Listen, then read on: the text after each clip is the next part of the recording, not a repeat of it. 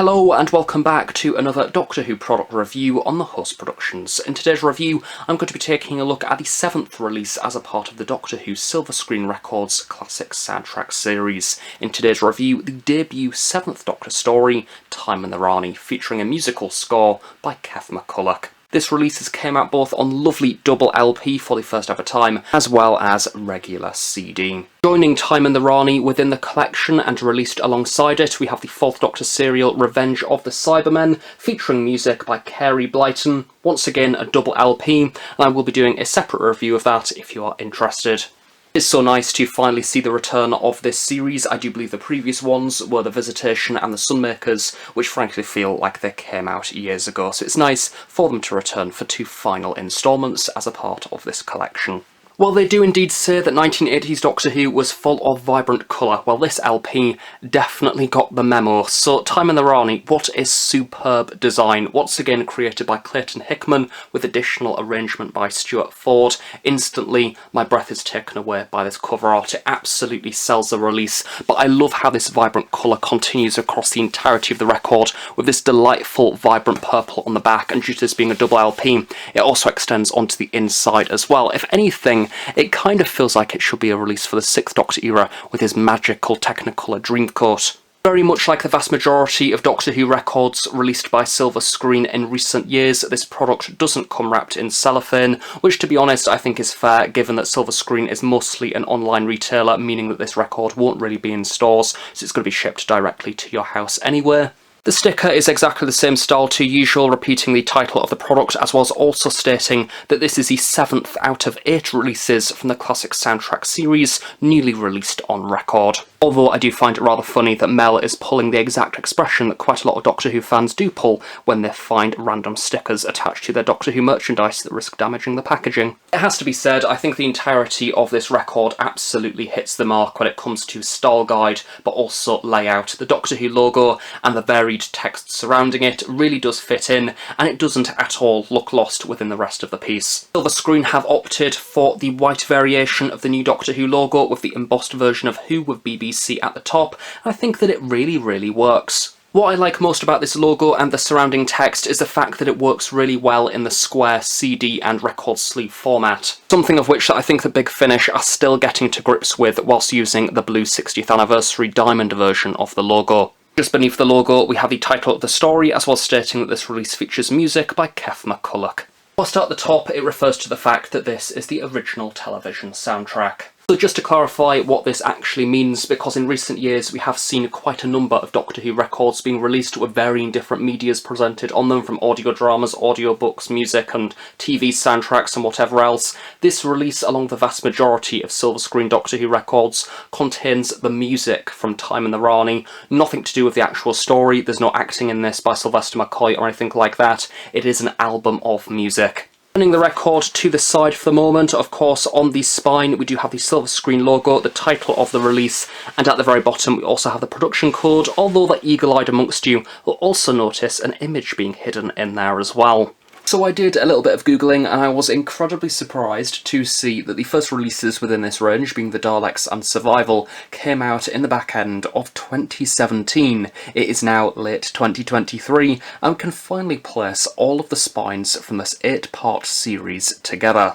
And once in order, this reveals a lovely picture of the original 1960s TARDIS police box in a grayscale kind of finish. Putting the record sleeves upwards for a moment and kind of pressing them together gives you a little bit of a better look at how that TARDIS kind of forms in a really lovely way. Towards the bottom there, it's rather difficult to line up, but there is kind of this cloud there as well that looks a little bit like a time vortex. Also have a few lines in there as well that look a little bit like sound waves, which is really cool. Yes, this is a really lovely touch and brings the entire collection together. Right then, let's take a look at this dazzling cover art, and I must admit I've got no idea where to begin, other than saying Clayton Hickman has done a superb job.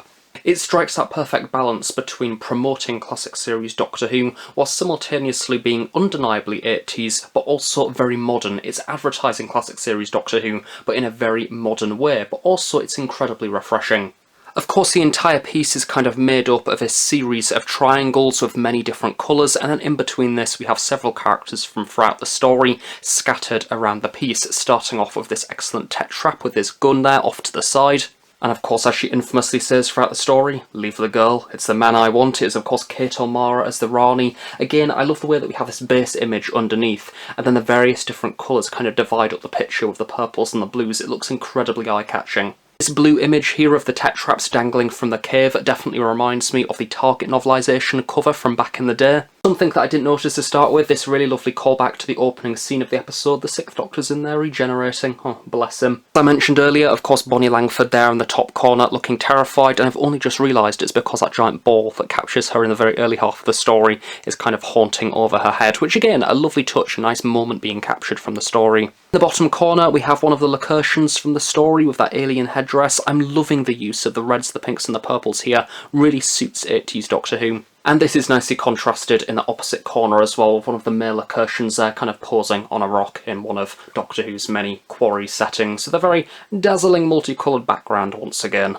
So overall, it is a really lovely piece, and I love the way that all of these components come together. I think it's a really clever composition that also captures some nice moments and bold characters from the story. But turning around to the back of the record now, as I can't lie, it's starting to hurt my eyes a little bit. We have the varied stuff that you normally expect to see on the back of a record sleeve, including of course the track list for this release, set out in a rather stylistic manner. Of course, on the Revenge of the Cybermen release, we had all this cybernetic design running around the side. They've not done any of that with Time in the Rani. Instead, they've just decided to go with a block purple, of course with the text in the centre, and you know what, I kind of like that, it works. And of course, hidden away at the bottom, we have the barcode, varied bits of company information, as well to finish off the BBC and Silva Screen logos. The title of the story, as well as the music composer, is set out there at the very top as a title, and the music is divided into the parts which did of course air, so we have parts 1 through to 4. Again, I really do like how these have been presented, with the track number as well as the title, and then towards the side, the duration for that piece of music. This means we also actually get at the very top of each side the accumulated runtime for the entirety of the music on that side of the record, which I think is really nice. The release is absolutely packed to the brim with bonus tracks as well, so we have various different renditions of the 7th Doctor theme there towards the bottom, including the original demo theme.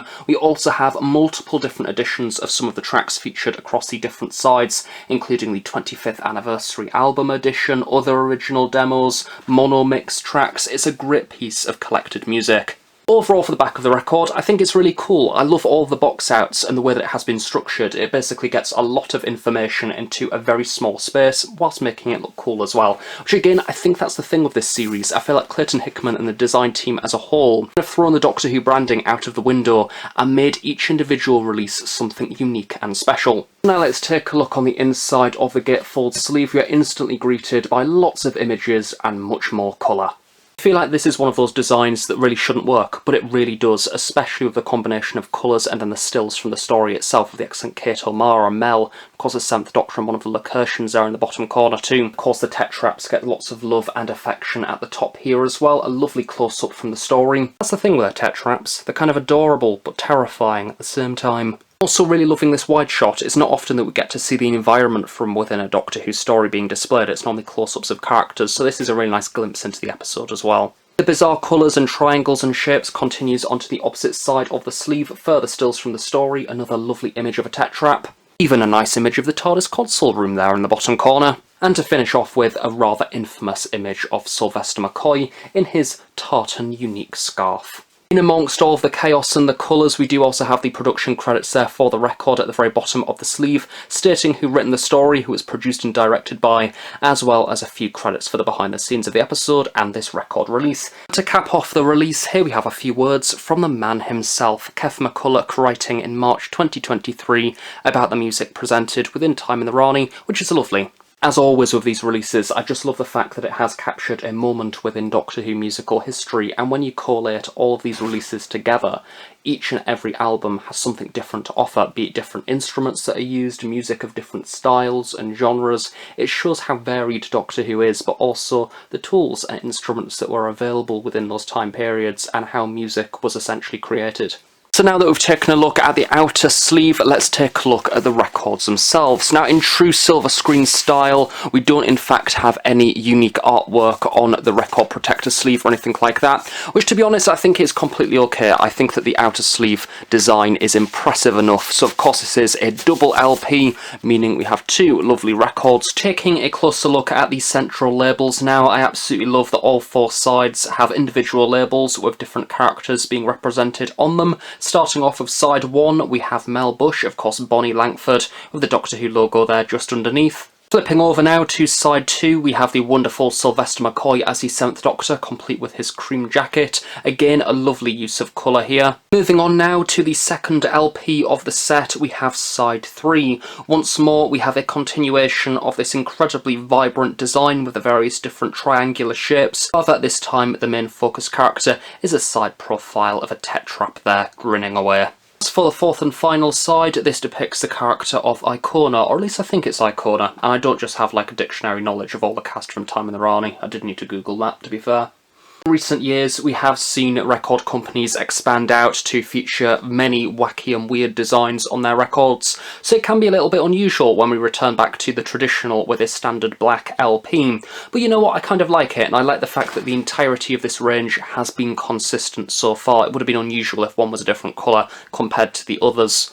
I'd also make a rather valid case for this record in particular that we've already got a lot of colour going on. We do not need that colour extending onto the LPs themselves, and if anything, having that black LP with a cover art like this is a nice contrast between the two. It levels out, and if both of them were multicoloured, it would just be absolute chaos. So now let's talk about the music itself, shall we? What a bizarre collection of music this album is. It, without a doubt, captures the undeniable themes of 80s Doctor Who, and it definitely put me in the mindset of wanting to watch an 80s Doctor Who story. But I also think that listening to the music without the distraction of the dialogue and the events going on top of it, it allows you to appreciate the music in a very different way. But also acknowledge the fact that 80s Doctor Who actually had music that was almost a bit ahead of its time, really. There's quite a lot of the soundtrack within this, which I could easily imagine being a part of like a video game, sort of, you know, like the loading music for like a menu, or even the ambient scores in the background, and even the dramatic music, where of course probably the tetrap or the Rani says something evil.